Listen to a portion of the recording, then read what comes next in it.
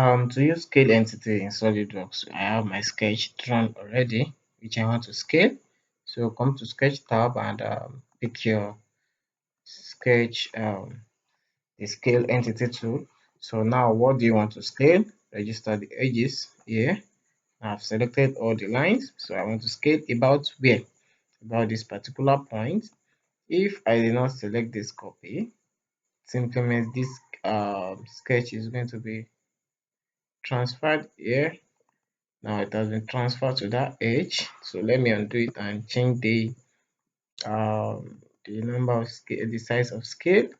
So to, let's say, to 4.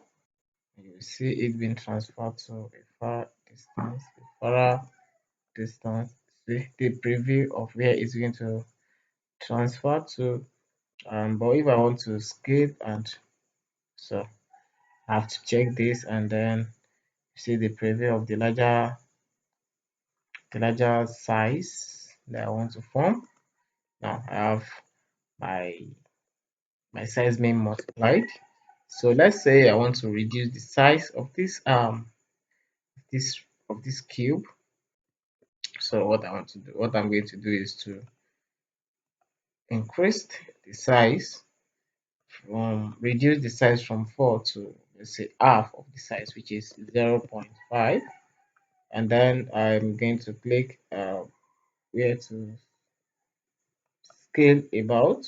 So this is not changing, 0.5. So yes, you can see the preview. Click the copy, then click, see, we have it been scaled down to half of its original size. Let's check and this either smart dimension or say we have it 10.